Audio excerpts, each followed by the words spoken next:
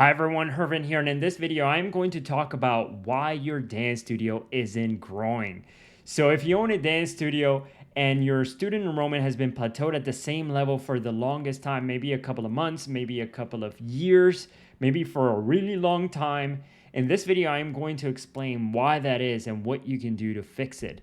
Okay, so I'm going to share my screen here and I'm going to talk about why your dance studio isn't growing and give you here some of the costs that you can look at so that you can fix your student enrollment and you can start growing your studio. So the first thing that I ask studio owners when I start speaking to them if they need help with enrollment is, what are you currently doing to market your studio? Okay, so I'm gonna draw here, let's pretend this is like a megaphone, so this is advertising. What are you currently doing to promote your dance classes?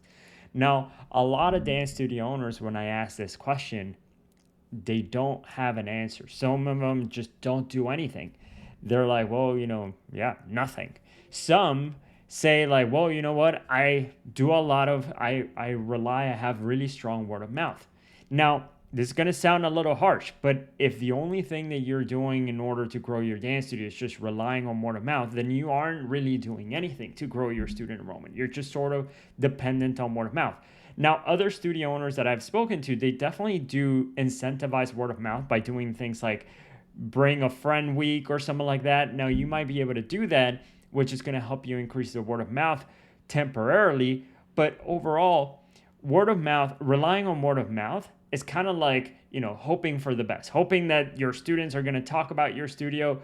And it is essentially not a strategy, because word of mouth happens whether or not you wanted to. If people have a good time, they'll say good things about you. If people have a bad time, they'll say bad things about you, or they won't speak about you at all. And so relying on word of mouth by itself is not a strategy. So that's the first thing I want to make clear here. Now, that might sound a little harsh. You might say like, well, word of mouth has been really working for me. Now, when you say that, really think about it. Like, have you made the word of mouth happen? Maybe you have by teaching people well. Maybe you have because your classes are fun, because you have great instructors, but you didn't make anything like directly to influence the word of mouth. So, meaning, it's not like you gathered everybody around the studio and you said to them like, everybody, we need to make more word of mouth happen, right? Like, you didn't do that. And so that's what I mean by like, you may not be doing anything to rely on word of mouth. Some studio owners say like, so word of mouth is the first one. The second one, and that's supposed to be a no, word of mouth is the first one. Some say like posting on social media, and I'm gonna put here SM for social media. I may forget that's what it stands for later. So posting on social media, again, that's good. You definitely want to be posting on social media, and you want to keep building your brand there.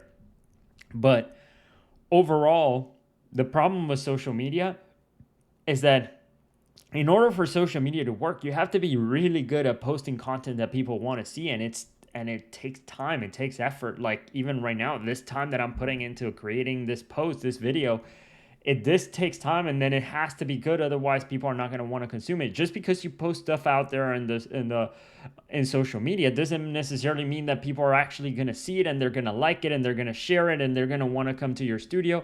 So just because you have content out there doesn't mean that it's good and that people want to consume it. That's the other problem. That's the problem with creating content. And so for social media is that you have to do it in a way where it's good, and so you have to dedicate time. Now, a lot of studio owners that I speak to, that's not what they do. They just like do post in there, here and there. They just kind of put a picture, and they don't really think it through. They're kind of doing it like haphazardly, like not really doing it, like they're not really going all in with content creation. It's more like they're just doing it kind of whenever it happens, here and there. They don't really have a strategy. They don't really know if what they're posting is good or not. And they're just kind of doing it because other people said that they need to be posting on social media, but they don't really have a clue. They don't really know how to actually make good content and so on. And so, so that's another thing, and it's hard. By the way, this is like one of the hardest ones right here. Posting on social media to generate more inquiries is really difficult because you got to be doing it for a really long time. You got to be really good at creating content. You got to be on top of it all the time. And so anyway, posting content, although highly valuable, for most people is not going to matter so much.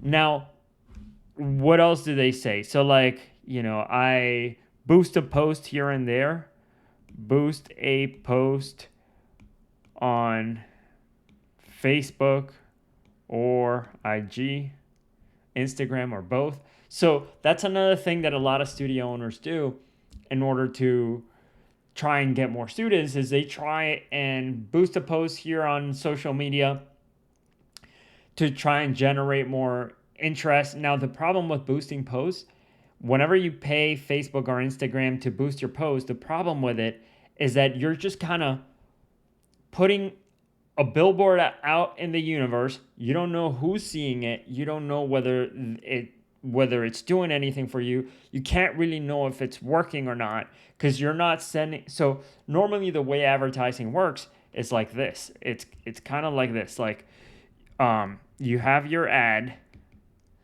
and then from there, people go directly, when they click on your ad, they go to something called your landing page, which has a form. So over here, this has a form where we're going to collect their name, their phone, their email, right? And so people put this information here in this form. They fill out that form.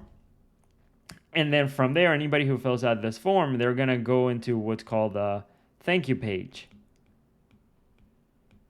So a thank you page is a page that says like, hey, thank you so much for inquiring, blah, blah, blah.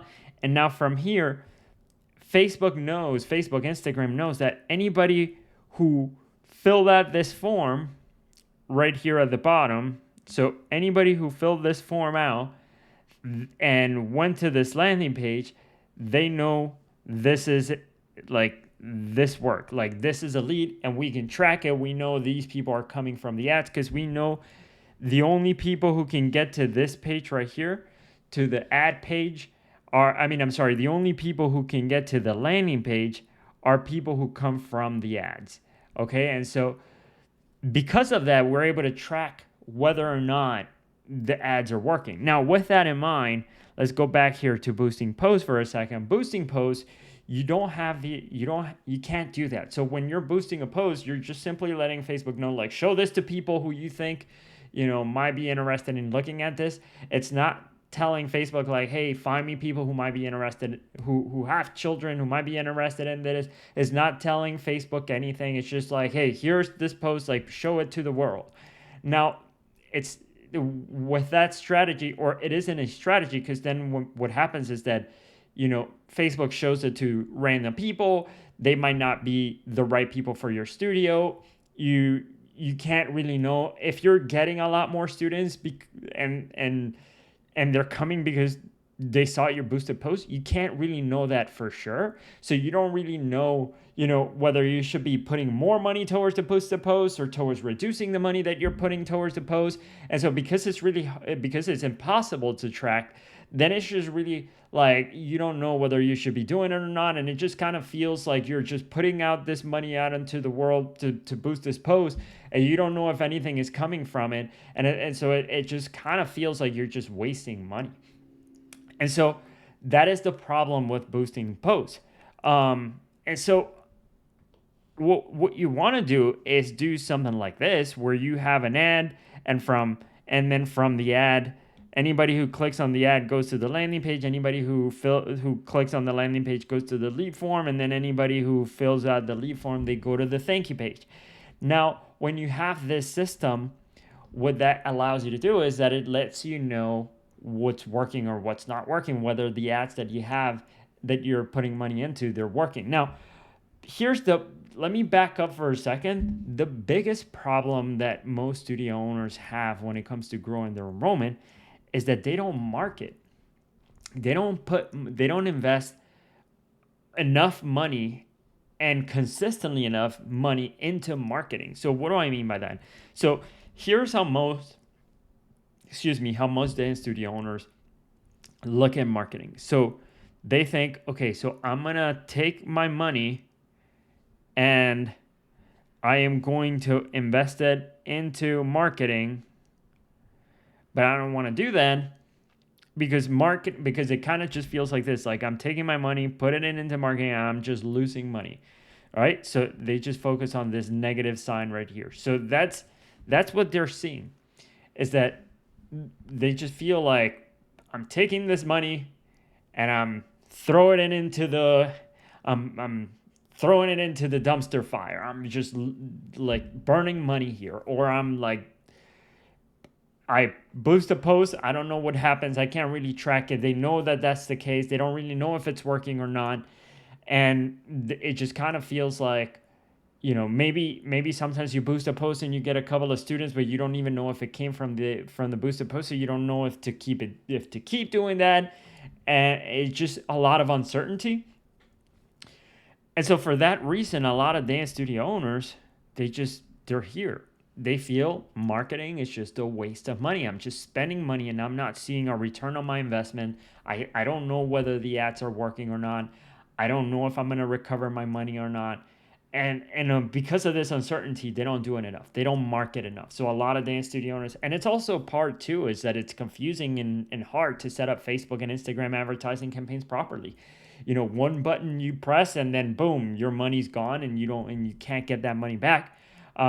With one button that you push wrong, it could mean the whole entire campaign is done for. Like, it's not going to give you any results, and then you might as well throw away the money.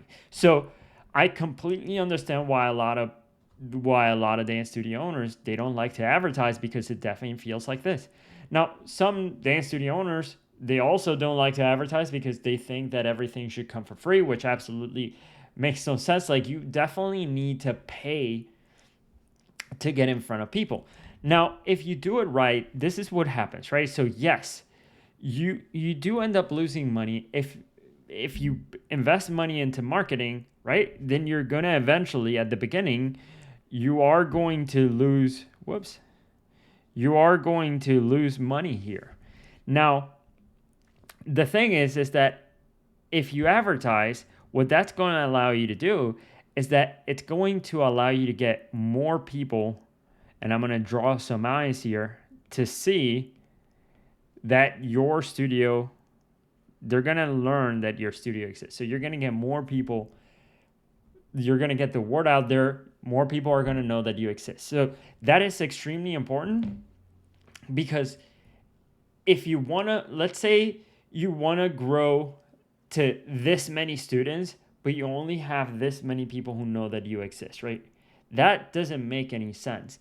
You can't have this many students and only this many people knowing that your studio exists. If you want to attract this many students, then you need this many people to know you exist. There's always going to be less people who enroll than people who know that you exist. So you need to get in front of more people. So that's the first thing right here. So when you market, you get more people knowing that you exist. Now, that's not where it should stop, because again, we're back to the whole thing with a boosting post. If you just boost a post out there and people just see it, but they don't do anything, and you don't even know if the ads are working or not, then it's not good. It's not going to help you. So what we want to do is we want to be able to generate more inquiries that we know that are coming from the marketing. So what we do is, anybody who sees their ad, we're gonna send them to a landing page where we're gonna collect, we're gonna collect their information. So more people are gonna go to your form, to your website, to your landing page, and over there we're gonna collect their information. So what that does is we essentially have people that are raising their hand and saying, I am interested in your classes, in your studio. Okay, so we are getting more people. Okay, so when you advertise at the beginning, this is where most people stop. They're like, okay, I don't want to invest money because I don't want to lose money. But when you advertise, you get more people to find out you exist. You get more people to fill out the form and raise their hand. And what that is going to do is you're now going to get more people like trying out your classes. Okay, so you're gonna get more trials, and these are trials. All right. So you're going to get more people to try the classes. And if you do this right, if you have a good sales process in place when people come in to try a class, then you'll be able to enroll them. So when you have more trials, what that is going to do is you're going to end up with more students. And I'm going to put here in dance, this is a tutu right here, and then some hair. Okay, so with more trials, you're going to end up getting more students, and then more students is more money. And that's what a lot of people don't see here when they say like, oh, I don't want to advertise, or it's because they don't understand that, yes, at the beginning you end up losing money, but then you get more people to see you, to find out that you exist. Then you get more people raising their hand, telling you that they're interested, which gives you more trials. You end up getting more students, and then boom, you end up making more money. That process takes a little bit of time. It's not like you put in $1 today and tomorrow you get $3 back. It's a process that might take time. You might end up getting a student. So you might end up getting a student here, a person here raising their hand and saying, hey, I'm interested in coming in and checking out your studio. They might be saying that today, but really they end up showing up a month, 2 months from now. And so this process might sometimes, this entire cycle might end up taking, 1 week to 6 months sometimes, depending. Sometimes you end up enrolling a student and or a person might end up inquiring, and then later on they change their mind and decide that they want to try soccer instead or something for a while. And so the main takeaway here, and the reason why your studio isn't growing, it's because you're not investing money into marketing, because you're thinking marketing is a waste of money. And I agree. If you're just boosting a post out there and you don't know what's going on, then it's really a waste of money, because you don't even know if it's working or not, so that you can do more of it. Now, when you do it properly, you're able to track your marketing budget. I mean, you're able to track whether these dollars that you put into it, whether it actually did everything and then helped you generate more students, and then helped you make more money. And that's really the purpose of having the system with marketing, is to be able to know, am I making money or not when I'm investing money into marketing? And if you are, then you can keep doing it. And this is how most studio owners that are large, or a lot of studio owners that we're working with that are really large, yes, they have a lot of word of mouth happening. Yes, they've, their classes are good. They focus on it. But the really big, great, successful dance studios, they advertise all year round. They do this process right here. They follow this process right here all year round. And that's important because,